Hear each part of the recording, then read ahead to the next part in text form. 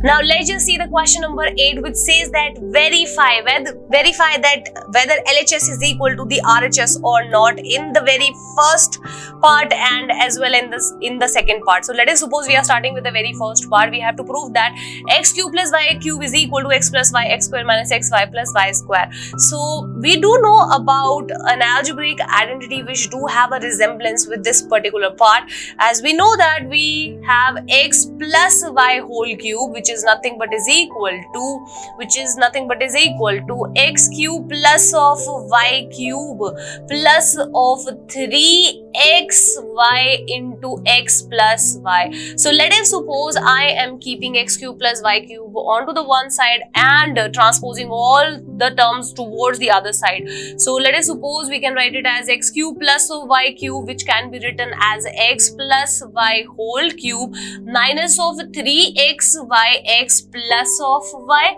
Now further, we can take x plus y common from this particular side, as let us suppose we can take x plus y common from it. So at the end what we will get the answer as x plus y whole square, because we have taken x plus y common out of 3 power, so we will get the 2 power at the end, minus of x plus y is common, so we will get the term as minus 3xy. Now let's just solve this particular expression, as we have x plus y whole square. We can use the algebraic identity x plus y whole square, which is a square plus 2xy plus y square minus 3xy. Now let's just add up the like terms all together, so we will get the answer as x square minus of xy plus of y square. So at the end, x cube plus of y cube is nothing but is equal to x plus y, x square minus of xy plus of y square. We can also use this particular part as an algebraic identity, that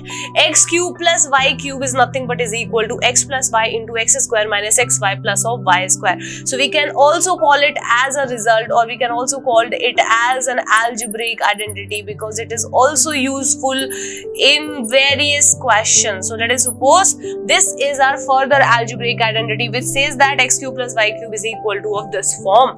Let's just talk about the second part. The second part is nothing but x cube minus of y cube. So let us suppose I'm talking about x minus y whole cube is nothing but is equal to x cube minus y cube minus of 3xy x plus y. So I'm keeping x cube minus y cube onto the one side and I am taking all the terms towards the other side. So it would be like this formation.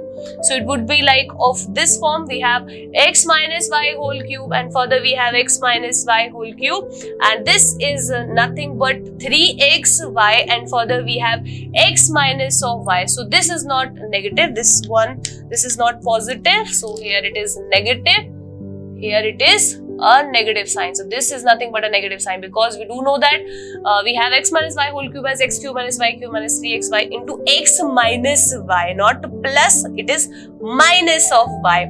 So we have 3xy x minus y. Let's just take x minus y common out of it.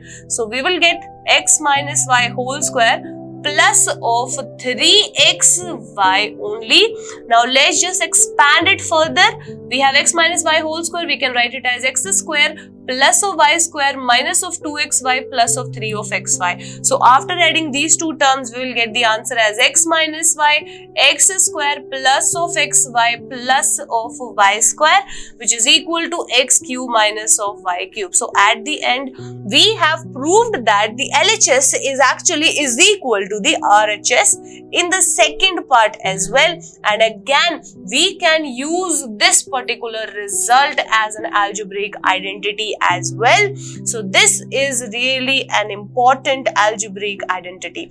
So at the end, the question number 8 says the verify, or we have to verify that whether the LHS is equal to the RHS. So at the end, we have verified that the LHS is equal to the RHS, and we have deducted the two most important further algebraic identities that are also useful to us.